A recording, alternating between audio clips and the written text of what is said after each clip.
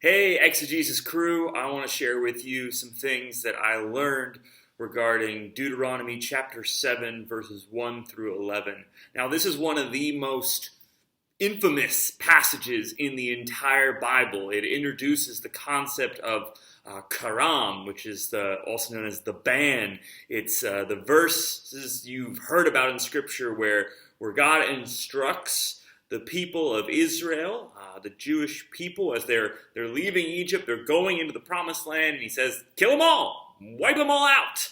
And the instruction is that no one will be left living, not men, not women, not children. And so this is a very difficult passage for a lot of people to read, and many people have held it up before as a reason why you can't trust the Scriptures, why the Scriptures are not good moral, ethical documents. So I thought this would be a good passage to unpack, to look at some of the wording, to look at some of the commentary on it. And so a couple things stood out to me. The first was that this passage actually introduces the concept of election. So it mixed up with this ban, this karam, is God saying to Israel, look, the reason as I'm calling you to do all these things, as I'm bringing you into this new land, as I'm going before you, is not because you're great. It's not because you got it figured out, or you're strong, or you're righteous. But God introduces this idea, says, only I pick you, I love you, just because.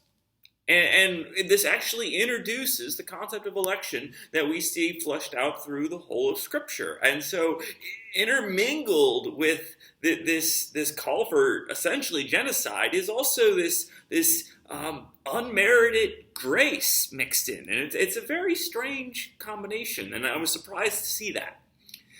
The other thing that I was surprised to see is that there's really this ongoing debate about the nature of the ban.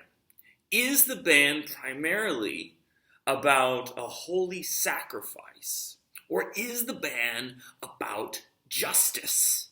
And so if it's about a holy sacrifice, it's saying that God is calling the Israelites to sacrifice these people, these cities, in their totality for the glory of God.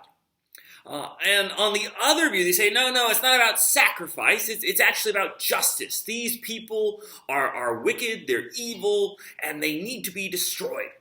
And so this is God's justice being enacted. And there's scripture and arguments that you can make both ways. In fact, it's interesting to see the pushback on the idea of a sacrifice is that you see within Scripture this kind of ongoing conversation within itself, even in the Old Testament, about, well, what does God really want? Does He want mercy, or does He want sacrifice? And so there's, in some ways, a rebuke of the Levitical stream, saying, well, no, this story is actually part of the stories that we reject, because they don't actually sacrifice everyone. Like, you can't do this, and it's not right. In fact, God rather wants mercy, and even Jesus Himself affirms that. What does God command of you? I want mercy, not sacrifice.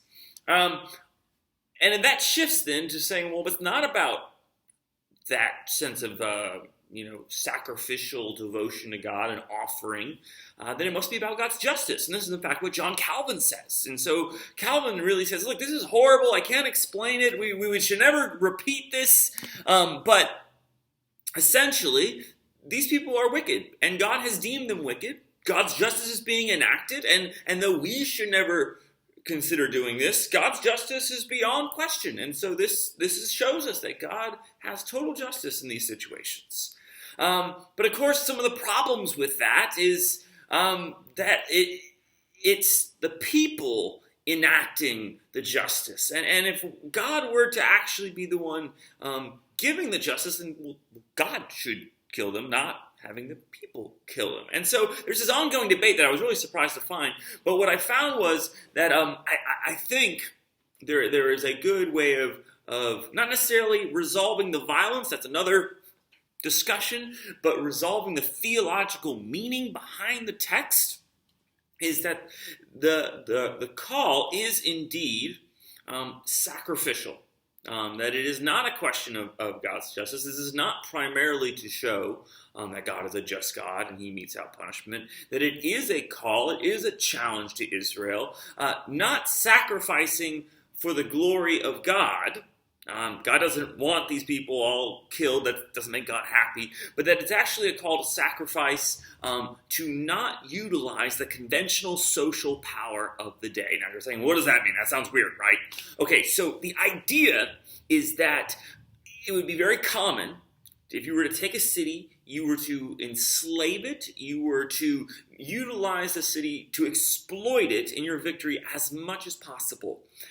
Yet God is what in the ban, in the Quran, God is calling Israel to instead say, no, we won't actually use any of the conventional means of social power. We won't enslave it. We will just remove the city entirely. And what it's meant to do is teach the Israelites down the road to say, look, God is calling you to trust in him completely and to reject the conventional means of social power, which are always about exploiting other people in that day. And so God says, I don't want you to be like Egypt. I don't want you to be like these lands. I'm going to protect you in my covenantal relationship because I have elected you, and I want you to refrain from using the methodologies that you would otherwise use if you were doing conventional warfare, conventional politics, and conventional empire building.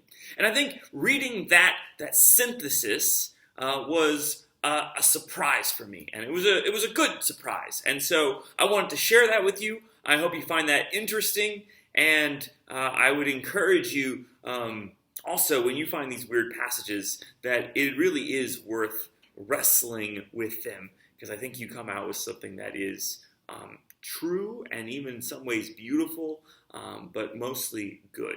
Thanks.